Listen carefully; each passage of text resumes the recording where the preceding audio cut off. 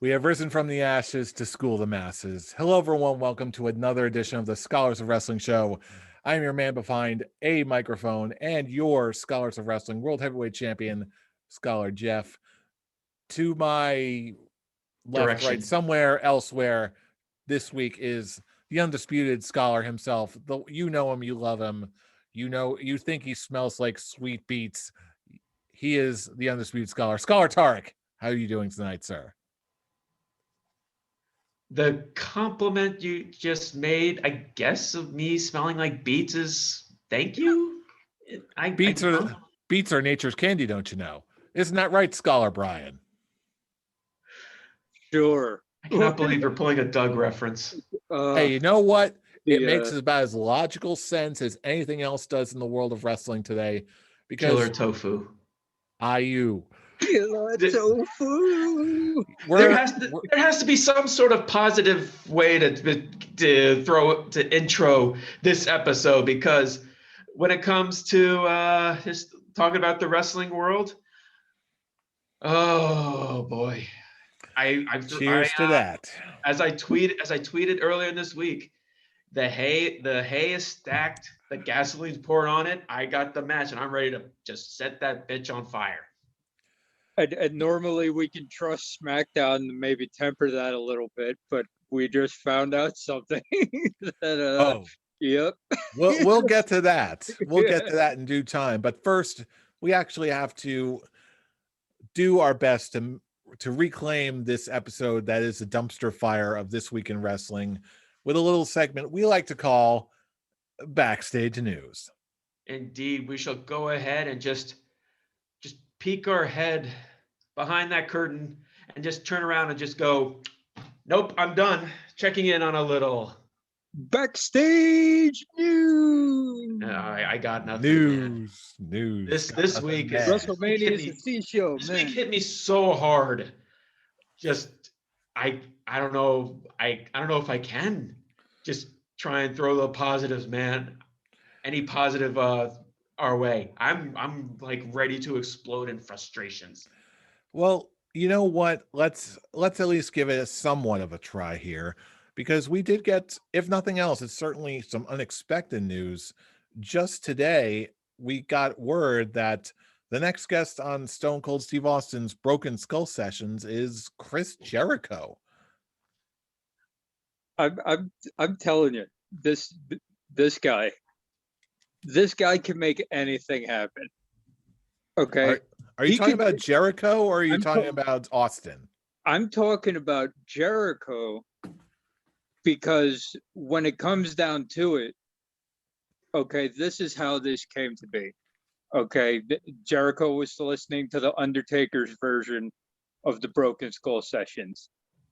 He hit up Austin and was like, great show, really enjoyed it. Austin sends back a text full of emojis, because apparently that's what Austin does.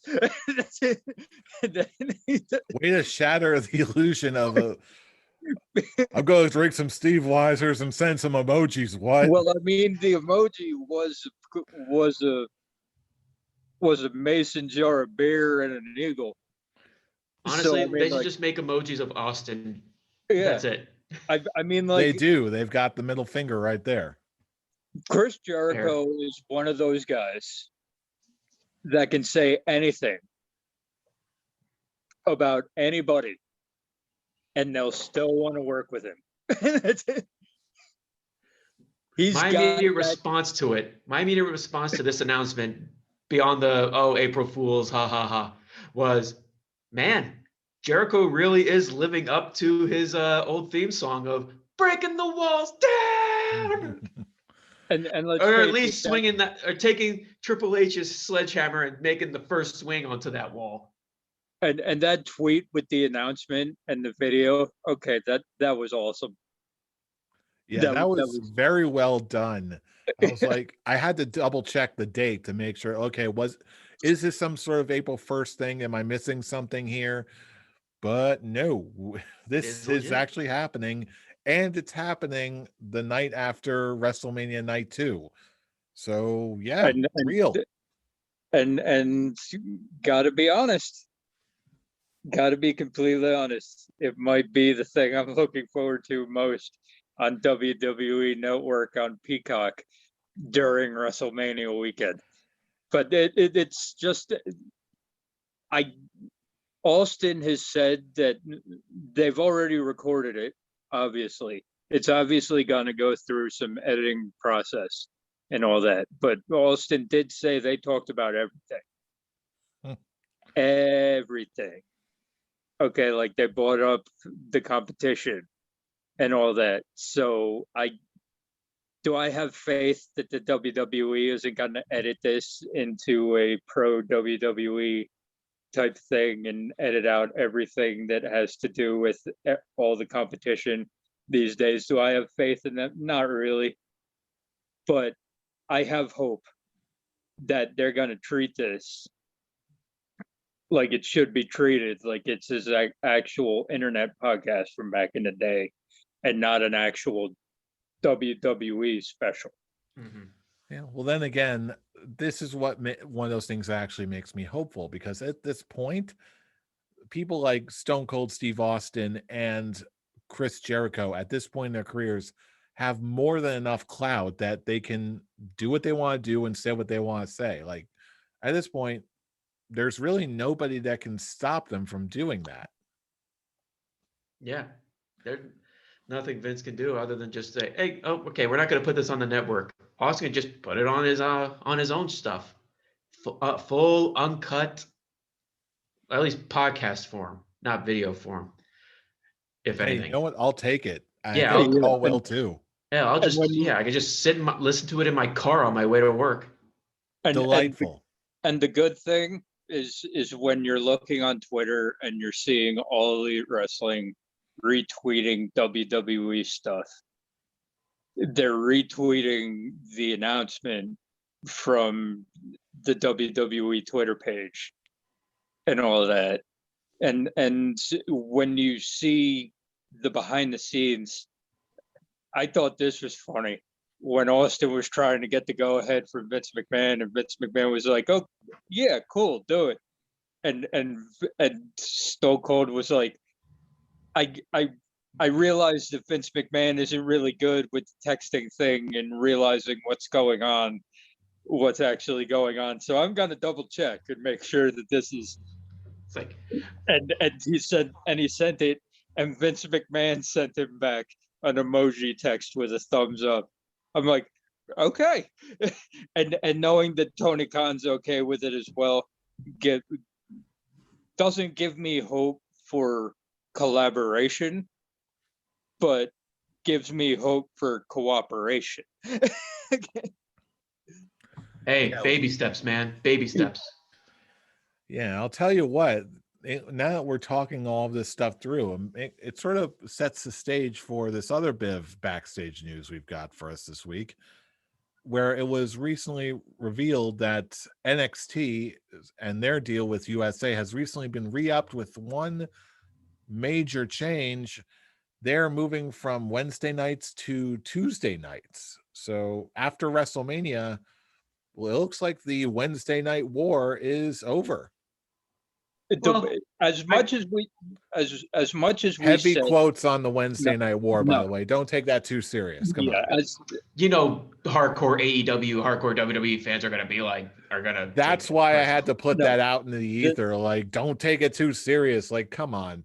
The deal actually is, when you actually think about it, okay, the Wednesday night war actually hurt both shows. Yeah. It did. Agreed. At least in viewership. So it's like it's this actually helps everybody. Okay, and now knowing that Impact's going to Thursday, like for me, Entire week of wrestling. For me personally, that's like every day I'm watching wrestling, and I'm fine with that. I'm okay with that.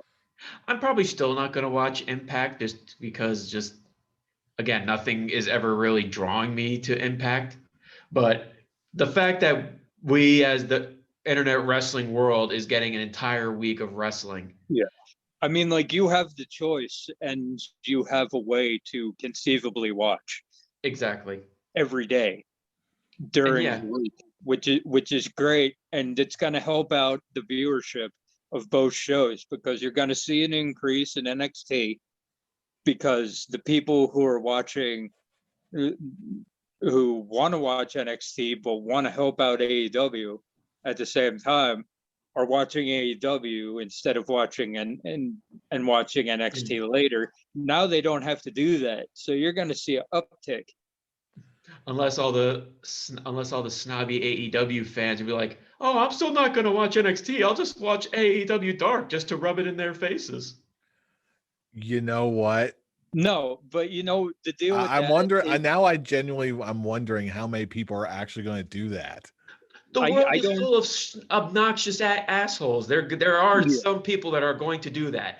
It Like, helps that it's YouTube and you can you can watch that whenever you want. oh, yeah, And absolutely. I I would but I 100% agree on that. but And NXT should be getting just as well viewerships because in actuality they they are the best thing WWE is giving out right now, product wise. and you're still going to have morons on both ends. That's just the wrestling world in general. That's never Yeah. going to change. It But it takes someone with a great broad to realize that you're a part of a society that are just full of morons. So yeah, yeah. but in all actuality, in practice, okay, it should help everybody involved Oh, this because numbers should go up. and again, this is not just stemming like, oh, the war is over, NXT is retreating, AEW beat them on Wednesday, so they're moving to Tuesdays. That is not at all the case. If you know the actual details of it, it's with NBC Universal Sports being gone, so now they have to have hockey on Wednesday, and since hockey is actually, brings in more ratings than NXT. So the smart choice is to move it on a different night and on Tuesday nights. So yeah, all in all, it's a win for NXT. It's a win for AEW. It's a big win for us wrestling fans. So I'm looking forward to this. This isn't a bad thing. This is a good thing. And I have to admit, I did not consider that whole point with hockey since I admit I haven't followed hockey in a very long time. But that you do make up a good point that this is a potential win for everybody. And speaking of potential wins, what do you say we talk about this week in professional wrestling, starting with Monday Night Raw? And well, uh, yeah, Fool, do you want to take us through things, stuff? Jesus Christ, where do I get started with this? I My entire week has been building up to this after watching the quite possibly one of the worst episodes of Monday Night Raw that I've seen in a long time, and it's the go home show to WrestleMania. Well, what do you say we start with the thing that I think we've all agreed on is a very piss poor idea, the apparent dissolution of the Hurt Business? Oh, What? this was like they've been planting seeds for weeks on them breaking up the Hurt Business, and it was something that I specifically I was just like they better as hell not. If you like look in the long run, one of the if not the most popular thing, the most popular act that is going on Monday Night Raw. That's one of the big things that I was being drawn into Monday Night Raw was the Hurt Business. And it's not just, oh, they're just a bunch of badasses, which, to be fair, they are. They are these guys that were basically all spread out, literally on the brink of irrelevancy. Shelton Benjamin was barely being shown on TV. Cedric Alexander was just nothing more than just a guy getting his ass handed to him by, I don't even know who it was at the time.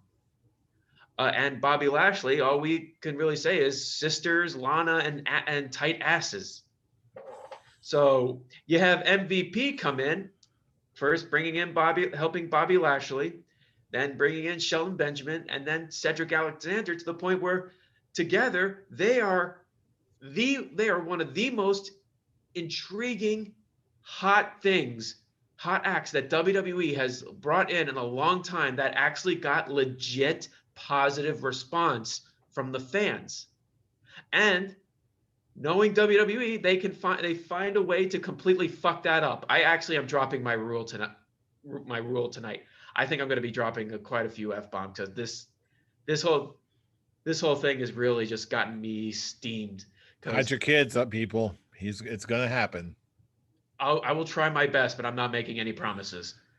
This isn't on YouTube, kids, anyway. Screw it. Fire away. So I've made it perfectly clear how much of a big fan I am of the Hurt Business, how much I've loved what they were doing with Bobby Lashley, MVP, Shelton, and Cedric for a long time. Hell, MVP was my what was it, breakout star of the year? He was like, the Hurt Business was one of the big things I was looking forward to this year. And the second they gave Bobby Lashley the WWE Championship, it all started going downhill, because the whole thing going on to this is that they wanted Bobby Lashley to be a badass going into Mania. And they did it too well, to the point where, oh no, he's getting positive reactions from the crowd. This may be going against us wanting to having Drew McIntyre win the championship back at WrestleMania, because there are going to be people who don't want Drew McIntyre to win the WWE Championship at WrestleMania, because some people are thinking, oh, now are reaching that point. Me, not at all. I still love Drew McIntyre. I think he's actually being booked very well. But there are people who are thinking, okay, now he's being booked too hard, that he's being rammed down our throats. I've not at all gotten to that yet. So the one option that Vince McMahon and WWE do, let's take this act that is legit that is positively being getting a positive response from the fans, and let's put that out, and to the point where Bobby Lashley is the star.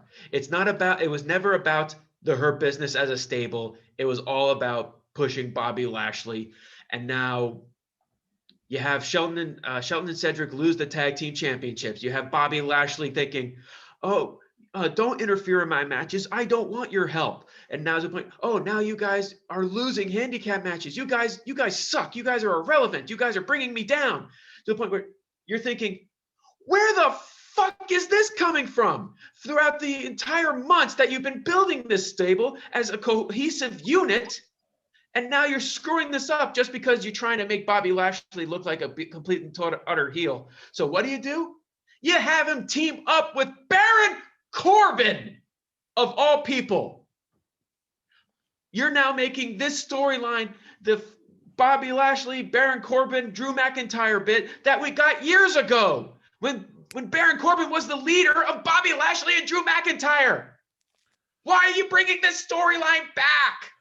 Because Baron Corbin is where all good things go to die. That's exactly what they're doing. They're bringing Baron Corbin in so you can actually get more heat back to Bobby Lashley, where you want Drew McIntyre to win the WWE Championship at WrestleMania. That's WWE's mindset. So that's completely ruined something that was incredible by by pairing him with a guy that is completely irrelevant, that can't be taken seriously, and is nothing more than giving go away heat. Not, oh, he's a bad guy, we need to boo him heat. We don't want this. Why are you trying to damage your product? There is one potential explanation that I've heard over Twitter that may offer some degree of hope. And that is that because of how poorly this was all executed, that was actually intentional on MVP's part in canon, where they're basically setting it up. Oh, the Hurt Business is dissolved. By WrestleMania, Drew McIntyre won't have to worry about a thing. It's just going to be a straight one-on-one fight. And then, oops, it was all a trick. Now they're coming back. They all have Bobby Lashley's back. They I've cheat to heard, win, and then all of a sudden, McIntyre gets double crossed, and now Bobby Lashley retains his title at WrestleMania, and the main event ends up being either Sasha Banks and Bianca Belair or the triple threat match for the WWE Championship. And I would love for that to be true. I actually brought that up to Tarek earlier in the week when I was trying to stave this off, possibly. But now that I'm thinking about it, okay, yeah, that's a good plan. That is a good, solid, creative decision. But I have to remember who we're talking about here. And I don't trust that. I don't trust the WWE creative team to actually have that in their heads. I trust that would be a thing that MVP would do. I trust that would be a thing that Bobby Lashley would throw out there. But I don't trust WWE creative and Vince McMahon to actually pull that off. And that's the root of the problem. Oh yeah, yeah. Even before Brian told me, I even knew about this, about the idea of like having it be like a double cross at Mania, that like in more detail, that it was when Cedric and Benjamin lost the match. It was just the Hurt Business couldn't interfere in the match, or couldn't come down to Bobby Lashley's corner in the match. But now with Shelton Benjamin and Cedric Alexander out of the Hurt Business, that they are now allowed at ringside and all that. And at that point, I'm like, yeah, it's a creative idea. I just don't think WWE actually can pull that off.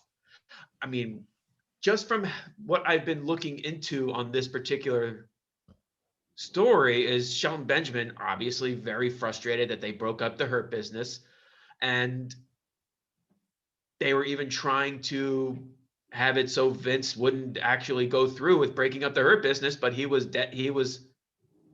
set on breaking up the Hurt Business to get Bobby Lashley heel heat.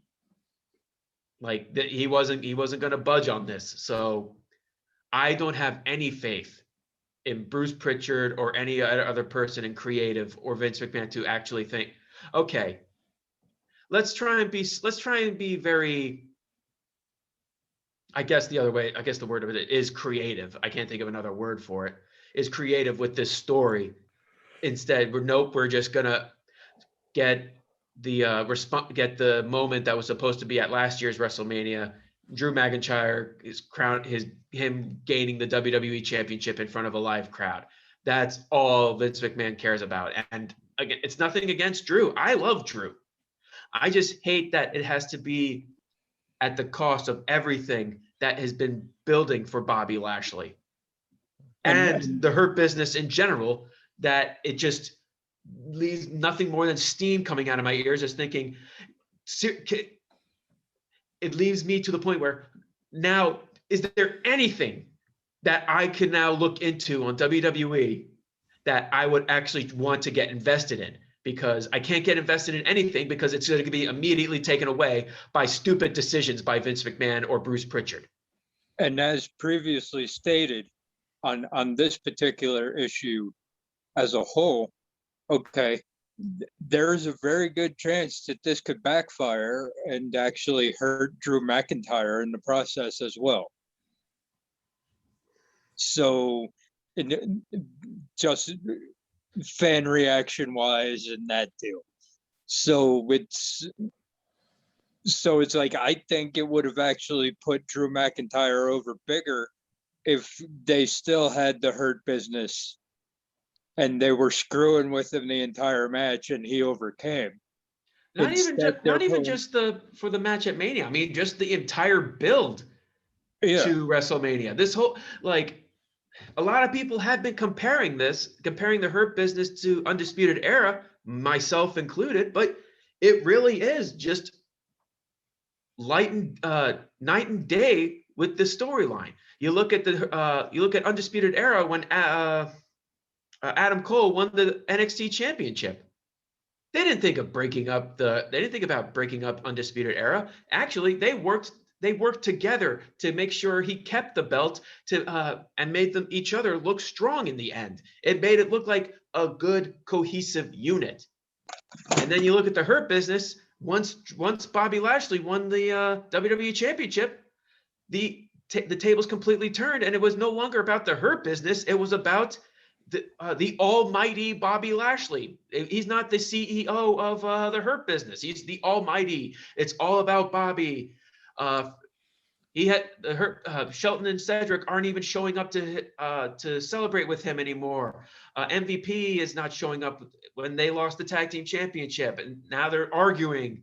It's just now it's come to the point where you have Shelton get completely squashed by Lashley. Cedric Alexander is going to be squashed by Lashley on the Go Home show. And now what I'm fearing about this, and it's most likely going to happen because WWE doesn't know how to actually book stars that are not in the main event picture. Now, Shelton Benjamin and Cedric Alexander are now going to be thrown back to irrelevance. And now they're going to be thrown back into catering, waiting for something to happen. Oh, my. Excuse me.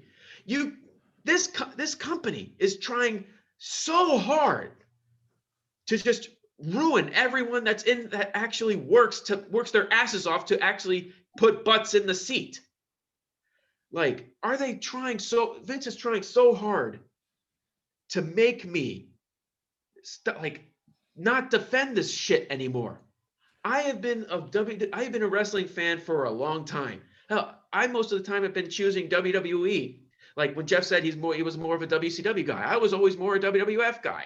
I basically grew up watching WWF, even at the cost of, even at the attempts of my parents trying to get me to stop watching it because they're not a fans of it. I always kept coming back because I love watching pro wrestling and I love the WWF. But now, recently, it is just hard to get invested in anything that this company puts on TV. That isn't run by Triple H. I was about to ask, does that extend to NXT lately too? Honestly, it's I'm reaching that point where I'm like, okay, Triple H is expanding NXT to the UK. He's trying to go to Mexico, India. At this point, just fucking just break off from WWE and do your own thing, because man, this old man is slowly trying to kill his company. He is slowly trying to kill WWE with his stupid decisions. And having this idiot Bruce Pritchard, head of creative, bringing John Laurinaitis back to the point where the women's division, which something that was always praised, is now being compared to the Divas era again. My God, it is impossible to find something positive. Now, when it comes to WrestleMania, you look at the card, it's actually a really good card. When you look at the actual on paper, it's a really good WrestleMania card. But when you look at the booking, my God, they're trying their damnedest to make this the most uninteresting, unlooking forward to WrestleMania that I've seen in years. That's not even a real word. There's one match that I give a shit about at all. Maybe two. Yeah, I'm reaching two, but that's just because the love of my life, Cesaro. I have two matches that I'm looking forward to, and none of them are on Raw. This past episode of Raw completely killed any intrigue that I had into WrestleMania on the Raw side. And this card this show is going to prove it. This show is going to prove what I've been saying since the beginning, since we started this show. Okay, you're going to watch the show. You're going to enjoy what's on the show. Okay, the show is going to be good, wrestling-wise. It will be. But that's half the battle. If I come in not giving a shit about any of these stories going into it, okay, whether the wrestling is good or not, okay, it hurts the enjoyment of the product as a whole. Well, and on that note, I know that there can be, no matter where you look, there can absolutely be really shoddy looking booking in wrestling. Now, moving on for the rest of the week, looking at just the microcosm of wrestling that is Wednesday nights, we saw something that sort of threw me off in terms of build. That I'm talking specifically about the Arcade Anarchy match between the Best Friends and Miro and Kip Sabian. This was surprising. I felt like there wasn't really any reason to make it arcade themed, but by the end of the night, I was just really glad that no one wrecked the vintage Mortal Kombat machine. That's all I care about. It makes sense when you look at the breadth of the story, because it's with the problem with AEW is that they also do stuff on Dark and Dark Elevation. So if you don't watch those religiously, you don't get the whole of the experience. That's the one thing that I can criticize about AEW, where, like you said, you don't understand why it was Arcade Anarchy, but I keep up. So it's like Miro and Kip Sabian are big gamers. They're big on the Twitch. And Orange Cassidy and the Best Friends have, to start the feud, I believe that they accidentally broke one of Miro and Kip Sabian's arcade machines. Oh, They're instant heels now. Yeah, right. I was like, Jeff. How you I do think not Jeff touch a man's arcade machines. That is a sin. Yeah. At that point, you're just thinking, "Yep, you just made an enemy out of Jeff, ruining an arcade game." Yeah, and that and we've been saying that this feud's been going on for way too long. So hopefully, this is it. From what I read, this is the blow off match. Yeah, but if you look at the breadth of the feud as a whole, and all the underlying stuff that came through on Twitter and the internet and the AEW Dark and the Dark Elevation, it's like, and then they randomly throw this at you in a main event. Then you're like, if you keep up with it, you're like, okay, I get it, I get it, and it helped that the match was fun, and it you had the happy ending at the end with Chris Statlander coming back and Trent and his mom and all that. So that was good. So that was good and fun. But I understand what you're saying about not understanding why it had to be Arcade Anarchy, because most of it wasn't shown on the actual show and on the actual TV show. And that's the one criticism I have with AEW in general, that they don't put the stuff that they want to have as major feuds. They don't always have it on the show. Well, I gotta say, as much as I normally want to advocate for AEW, I do watch AEW Dark most times. I feel like it's just like, something didn't add up for me. Like, even if everything you said was completely laid out there, and they provide, let's play this way, they provided the logic, but the logic itself was very weak. Does that make sense? Nah, that makes sense. Yeah. Yeah, pretty much Okay. everything they've done with Miro since he's been in the company has been pretty weak. So I can see where you're coming from there. Yeah, there are still a few things in AEW that are pretty weak. I mean, Christian won a match against one of his friends. I'll save it for when he's actually facing people he hasn't had a history with.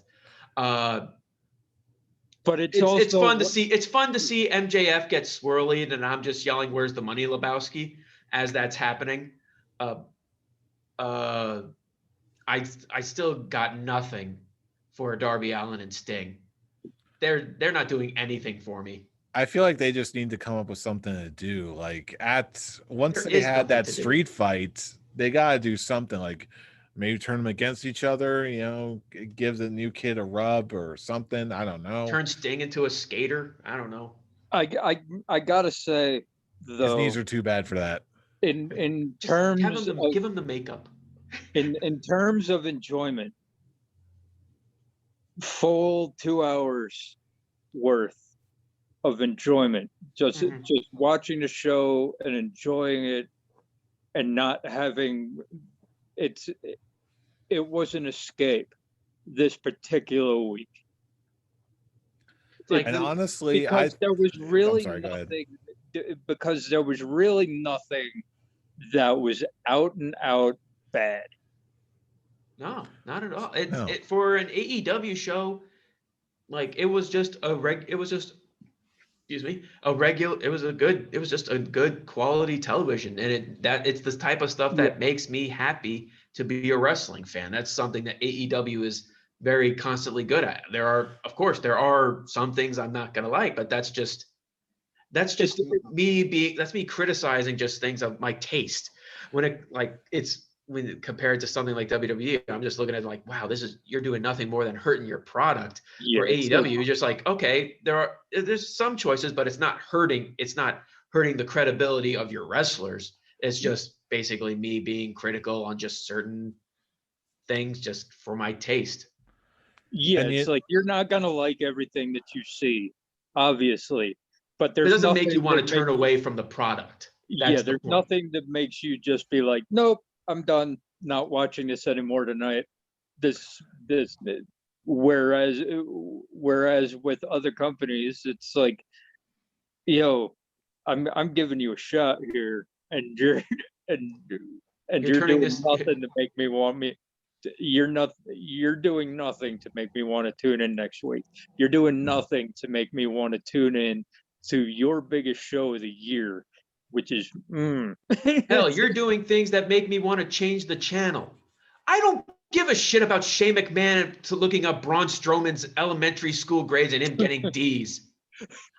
I'm now reached that point where I'm slow. I'm partially done with the feud of Randy Orton versus Alexa Bliss. It's not Randy Orton versus The Fiend. This ever since he let Randy Orton set The Fiend on fire, it's been Randy Orton versus Alexa Bliss. And it kind of just, because now The Fiend is now nothing more than just a muscle, I guess. I mean, there's one thing I am looking forward to is what because apparently they had big plans for The Fiend and Alexa Bliss at Mania. Maybe it's just their entrance, and the rumor is they're giving Alexa Bliss a Fiend mask, like her own one, which I'm not really particularly thrilled of. I mean, come on, why do you want to cover that beautiful face? Seriously. But I am interested if they're only gonna do it once. I mean, like, why not at WrestleMania? And I kind of want to see what it is. I mean, with the Undertaker gone, The Fiend is now gonna have those special spectacle and WrestleMania entrances. I mean, yeah, it's kind of a no-brainer there. But yeah, when it comes to just comparing products, there's like, not only do you want me to like look forward to next week, you gotta get me hooked on what you're showing me now.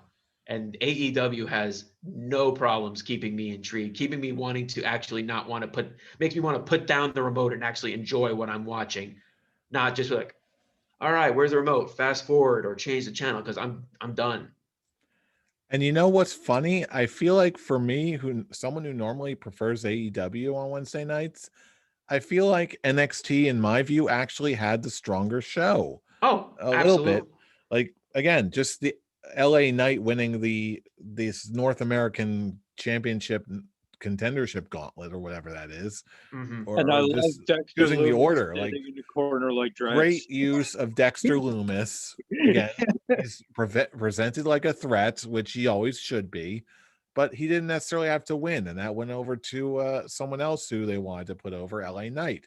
It works. And we got more Tian Sha. I like Tian Sha. Giving off them Mortal Kombat vibes. I love it.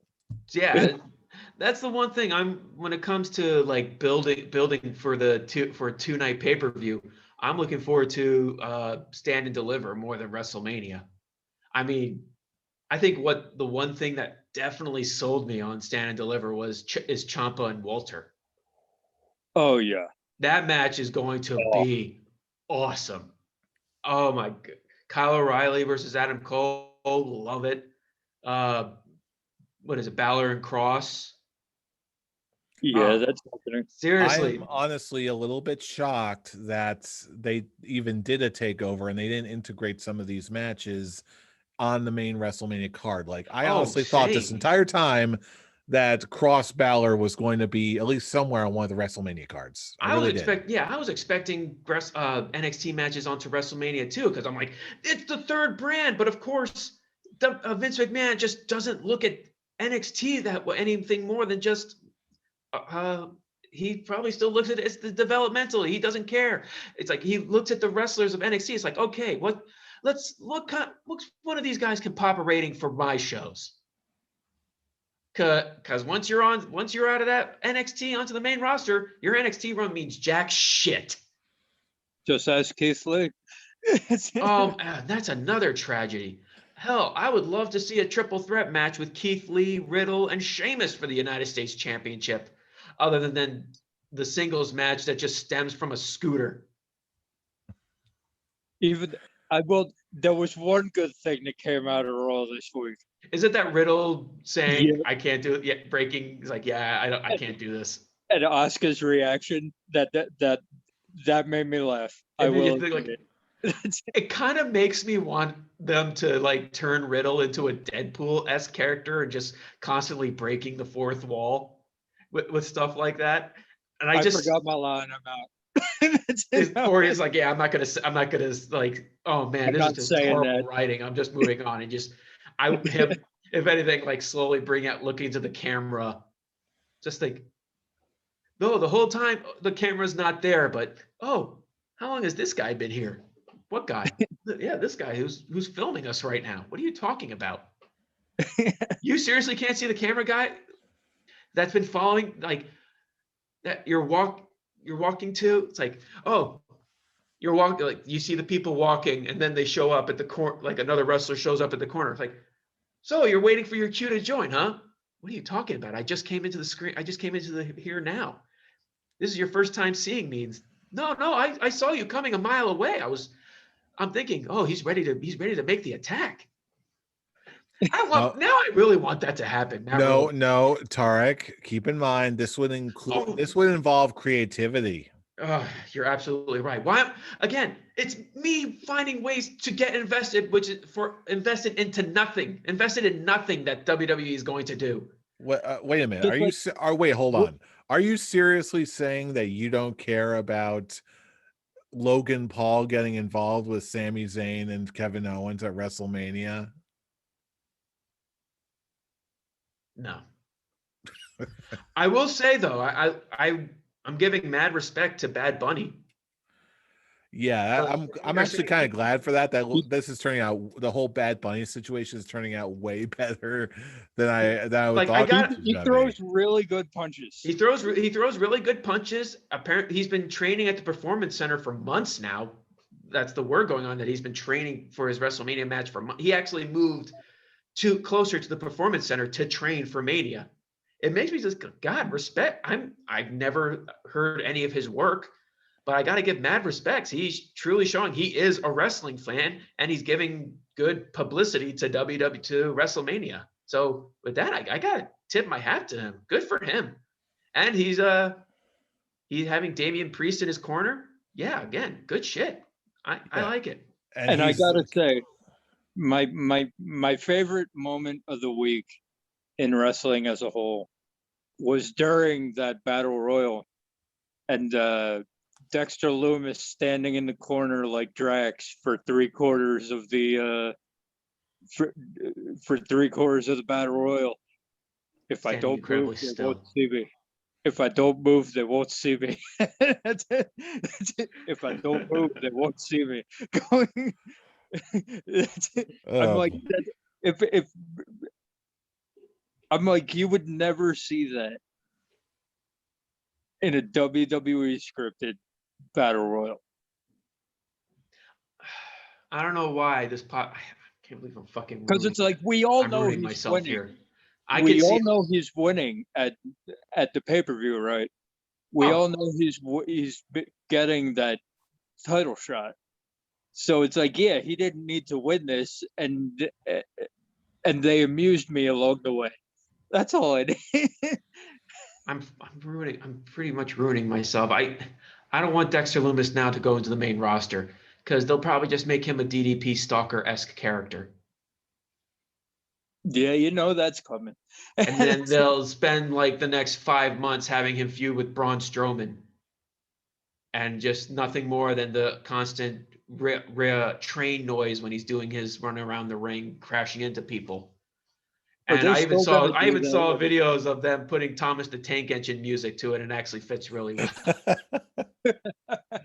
Oh no, no, No, I'm no. just looking at this whole thing with Braun Strowman and the train noises. I'm like, all right, just bring Matt Bloom out from the Performance Center and have it be A Train versus Braun Strowman in a gimmick match. Trade No, for everyone.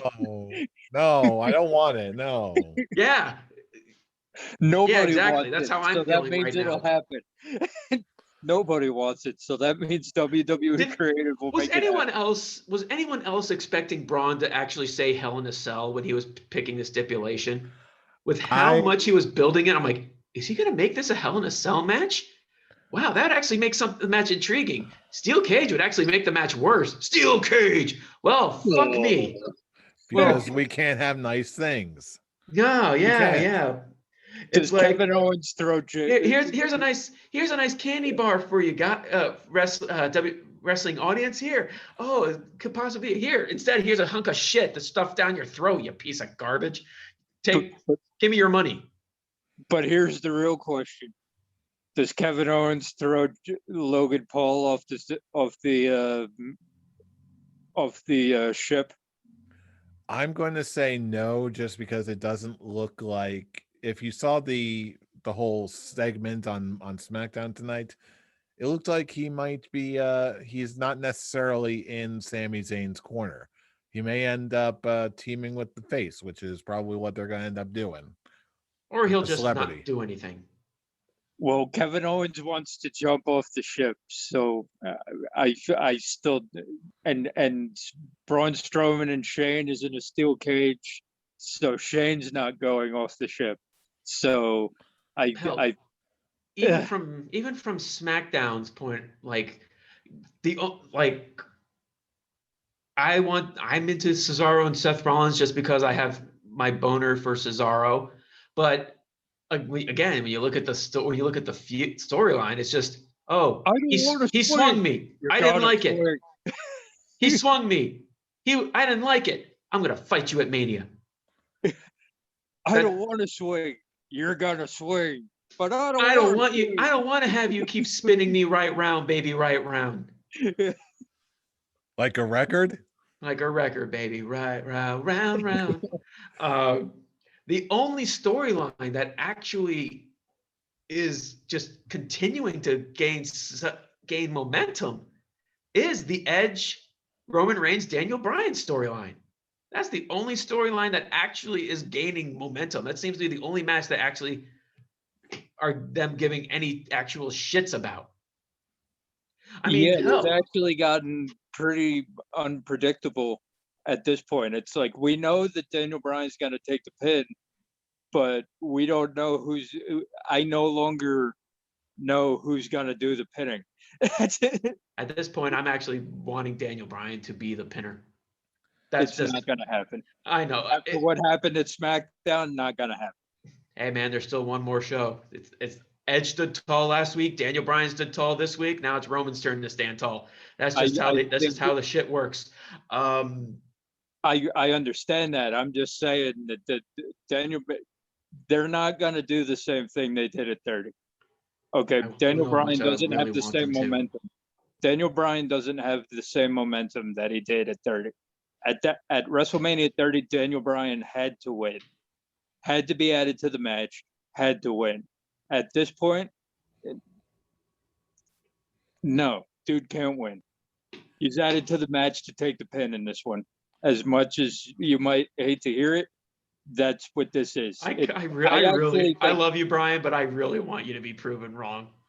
I want Daniel Bryan to close a second Mania, making either the Royal Rumble. Actually, I want it to be him actually getting Roman to tap out, since that was the I storyline. actually think that Daniel Bryan is the impetus for Edge to actually win this thing. I don't know. The fact that they actually brought that up in storyline makes it a lot harder to feel that way.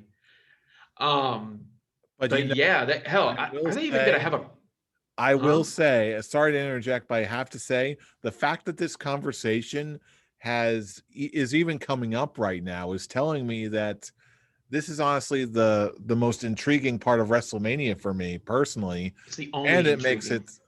it makes it that much more unpredictable. Like in my mind, you could conceivably make a good case for all three of these men to walk away a winner. Mhm. Yep. Uh, what You was I- might not like who walks out the winner, but you can make a case for all three of them.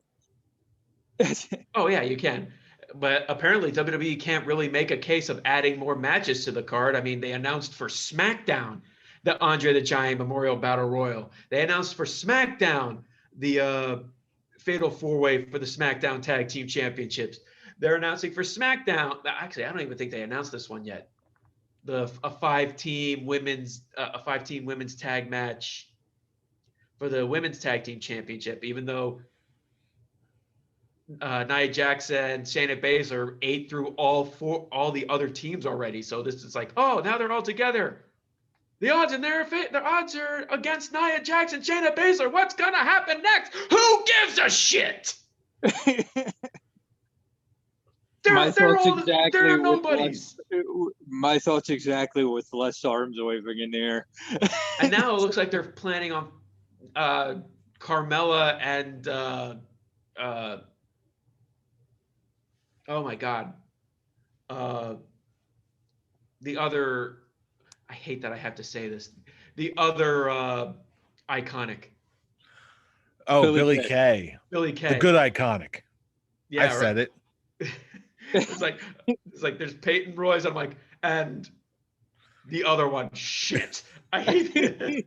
But to be fair, I was never really that huge a fan of the Iconics to begin with. So yeah, They it makes grew perfect- on me. And honestly, Billy Kay is my favorite out of the two. So So now it looks I'm like on the Billy Kay train. I don't care. now that she's going to be teaming up with Carmella, apparently, I'll take Yeah, it. with what they hinted on SmackDown tonight. But my God, I don't give me more understand reasons how not to care. huh? Give me more reasons not to care. Yeah, give me more reasons not to want to actually watch WWE anymore. Well, you know what? For better or for worse, we might just get our wish because next week it's going to be the go home show for the go home shows plural, and much more for WrestleMania. So, you know what? We might just get something. You can't get much worse, Yeah. but WWE gonna try. Let me put it this: they can get it much worse to the point where I'm just saying, fuck it, I'm done. And they're getting pretty close to just now. They're getting pretty close to having me just think, okay, I'm watching this because I have to, because not because I want to, and I don't even want it to be a point where I have to. I don't want to And be it put never in gets to that. that point. I don't want it, but God damn it if Vince McMahon is trying his damnedest to get me to feel that way. And it just makes me say, just screw him, screw Bruce Pritchard, screw Kevin Kelly with his zooming and shaking and quick cuts of brawling to the point where I'm just like, okay, it hurts my eyes to watch them fight. Why are you putting this way, you stupid jackasses? Well, I'll tell you what, as much as rough as WWE can and is right now and be and all that proper grammar, you know what? This is why a war is even happening at all. This is why competition exists, and this is going to elevate. Something's got to give. So I think something will absolutely give at WrestleMania. Hell, they weren't even trying when TNA was trying to create wars with Raw. For their first Raw show, they brought freaking Bret Hart back, and that was And all. they didn't have to try after that. Yeah, they didn't have to try. And at that point, it's like, oh, they still feel like they don't have to try, even though in actuality, they should never stop trying. They should. Years ago, ratings were 5 million views. Now they're barely cracking over 1 million views. And whose fault is that? Look in the mirror, you son of a bitch. So hopefully things will break. Things must break. But you know what? Now we want to hear what you think. Is something going to break, or are we just bound to be perpetually broken no matter where we go? No matter what you think, we want to hear from you. So all across the internet, YouTube comments, Facebook posts, and especially our personal picks, the Twitter machine, starting with at Scholars OW, excuse me, for all the latest episode uploads every single week, and including the link to our new fantasy prediction game, which will go live next Tuesday, or I'm sorry, next Thursday. Too many T's. Before Friday Night SmackDown, be sure to look out for that. Or until that happens, you can also join in the conversation on our personal Twitter accounts. Fool, where can they reach you on Twitter? You can reach me trying so hard to give a shit at the Avatar. And Scholar Brian, where can they reach you? You can reach me already at that point, but pretending really hard to care at Atomic Beanpole. And you can meet me at I'm Robbie Rage. Join the conversation. It's always a good time. And something, no matter what, something's about to break next week because it's WrestleMania season. And you know who we are. We are the Scholars of Wrestling, and you have just been schooled. You're welcome. Welcome. See you all for WrestleMania. It's going to be the Peacock app that breaks where all the views that WrestleMania is going to get. Shut up. It's